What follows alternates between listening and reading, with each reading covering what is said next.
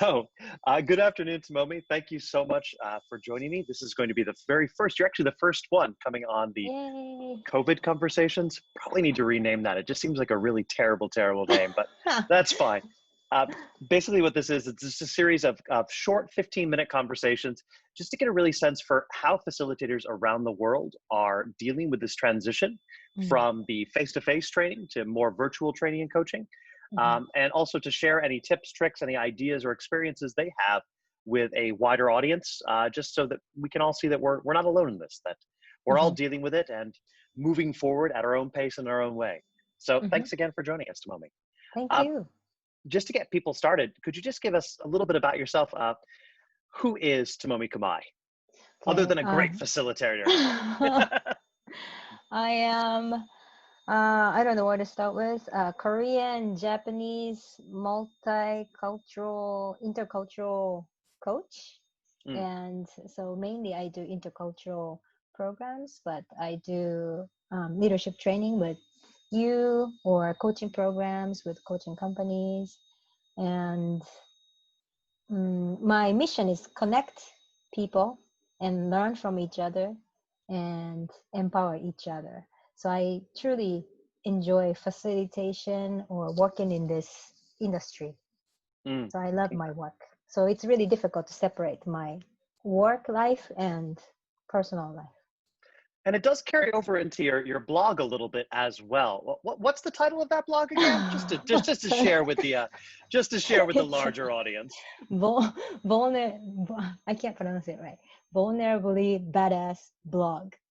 Yeah, that has got to be my favorite title for a facilitator coach's blog ever is vulnerable badass, the vulnerable Yes, badass. yes. At, for you, I guess dealing with this switch to online, how does that phrase come into play? Vulnerable badass. How are you being a vulnerable badass hmm in the virtual space?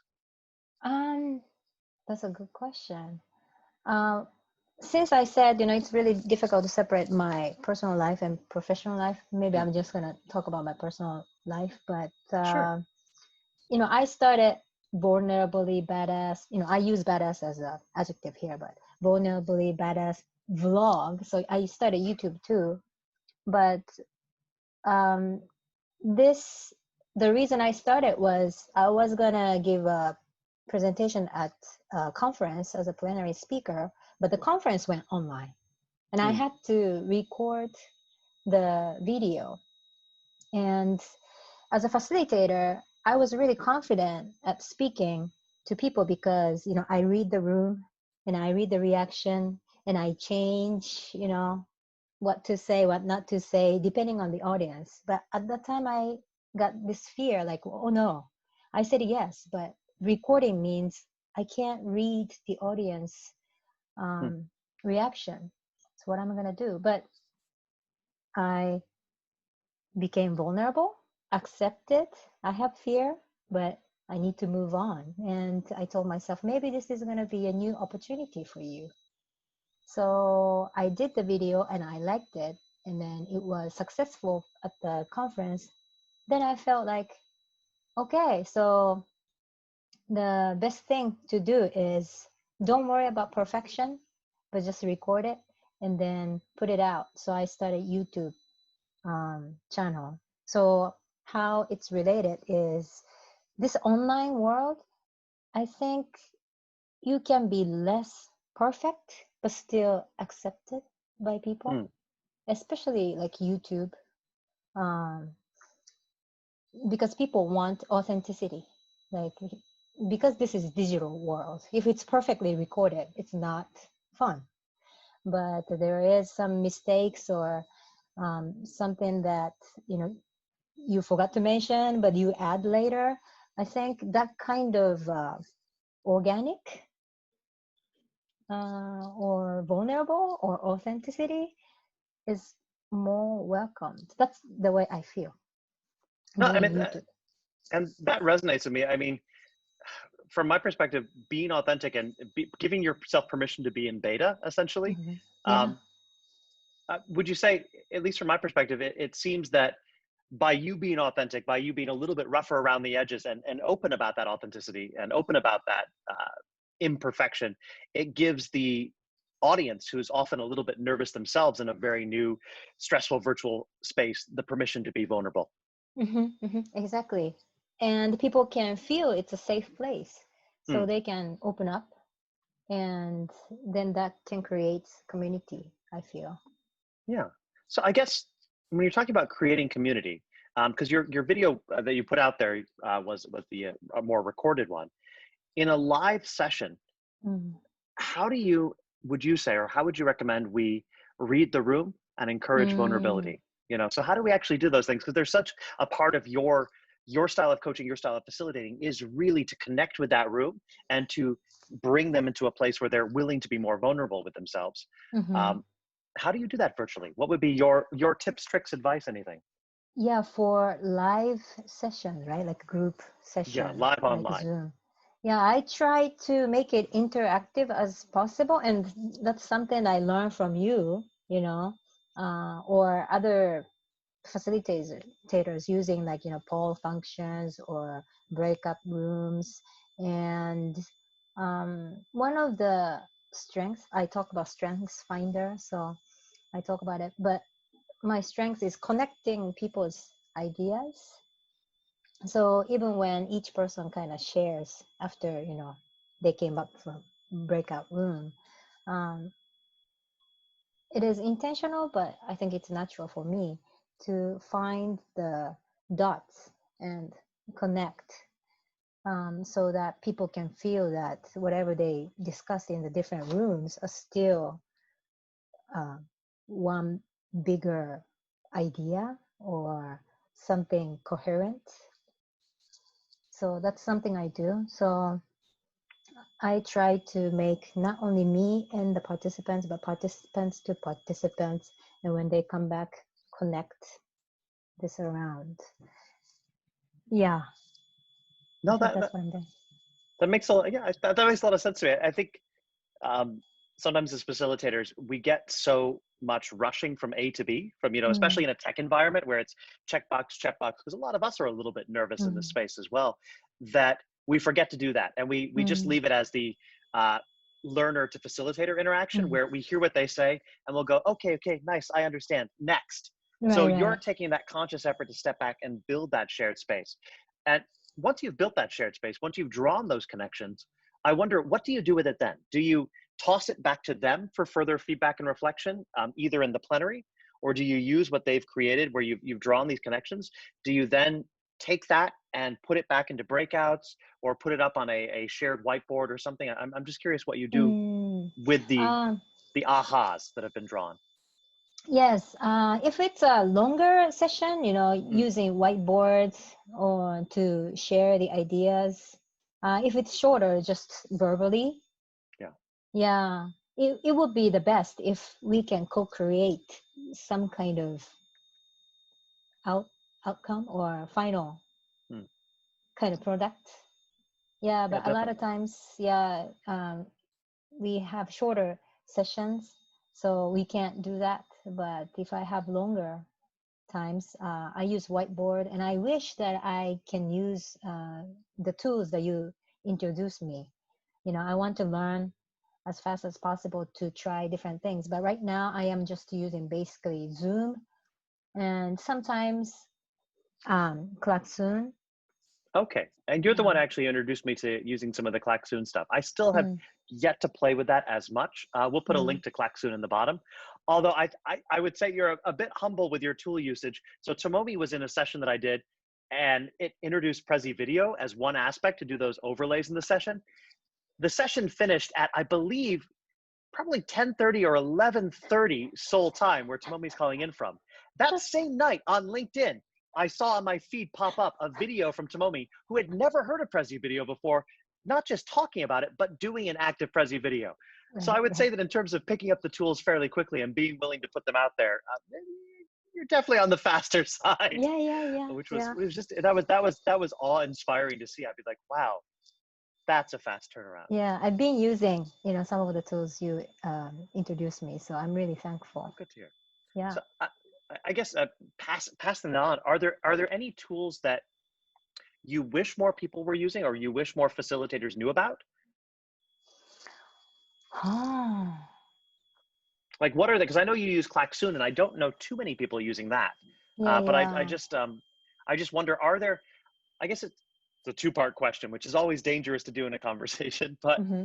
are there any tools that or tips that you're doing or you're seeing really work in your live online sessions that you think Mm-hmm. other facilitators could benefit from? Like, for example, I was sitting in a session months ago, and I went into a breakout room and I saw the timer, ticking down in the room, because Mm-hmm. in Mm-hmm. the Zoom you can set the timer. Yeah. So I had used Zoom for years without realizing that there was a timer you could set. I'd never gone into those secondary submenus of it. And it sounds incredibly obvious, but I had spent all this time timing and sending out broadcast messages to let people know what time was left.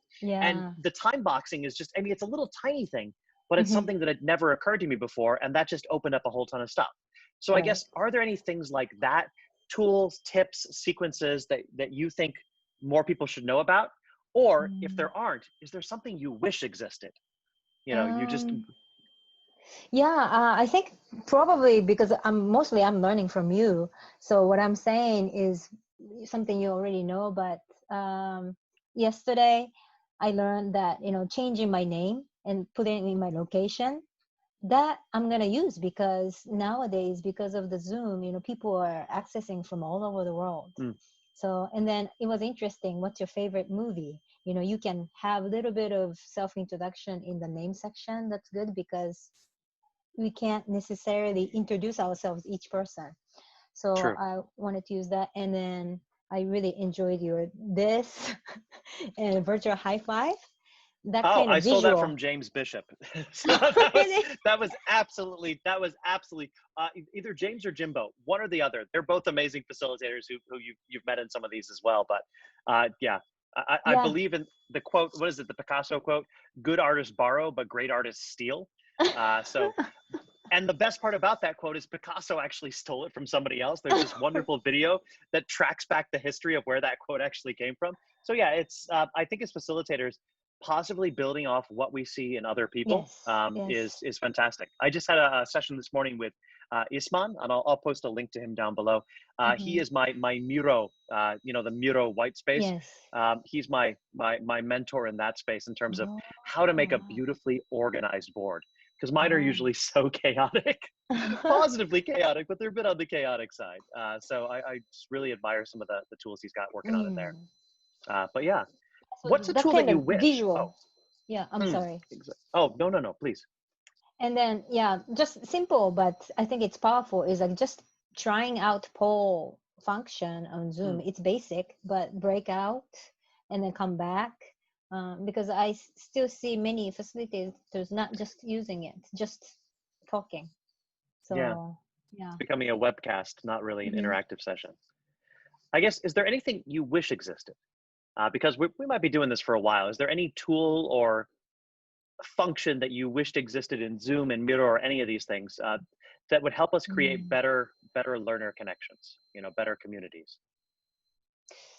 I don't know. It just the first thing came to my mind is like a multilingual, but that's like maybe way in the future.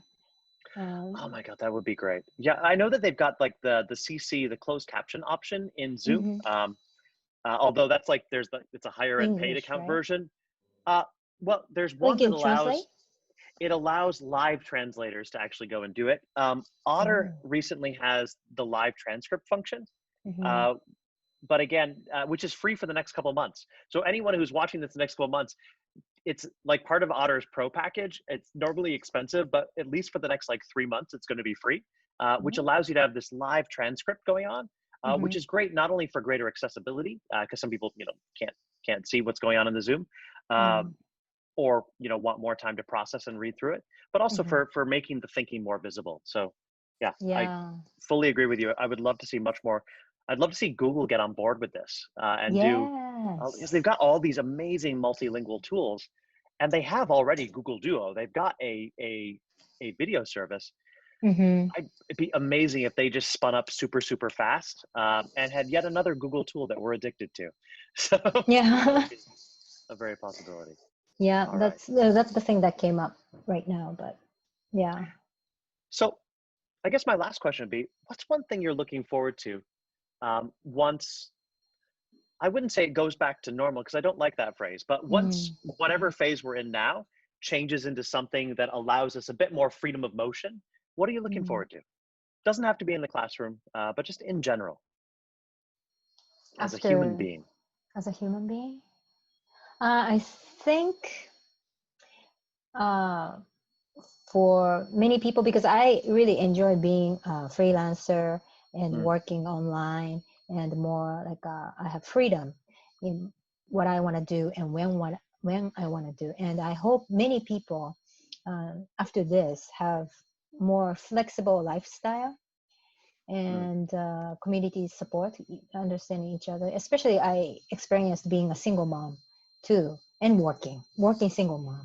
So, I mean, single moms usually have to work, but um, so, but the, many people still have to do work from 9 to 5, Mm. sit in the office, and a lot of people work longer than 9 to 5, and many things are fixed. But I hope people can work from home or anywhere, cafe, anytime, flexible hours, flexible style. And then now I think more people are accepting, right? Kids in the videos, or, That's authenticity right there. I mean, right? that's Yes. I always love when that happens. I actually have Yeah. a special Snapchat filter with a cat on my head that I use anytime one of my clients has like one of their little kids wander in, just because it's like, what is that? What's going on in the screen? And it's just, yeah, And it's you have cat. hilariously funny. Exactly. It's that Yeah. Yeah. it's always good. So Excellent. I hope that will happen so that people will be understanding to others, like, Mm. what they have to go through.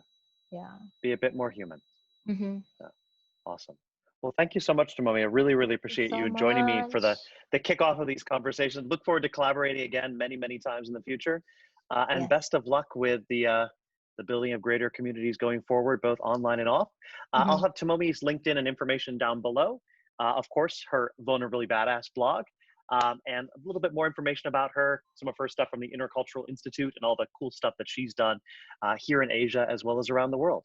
Thank you very much, Tomomi, for joining us. Hope you Thank have you an so awesome much. and healthy day. Thank you.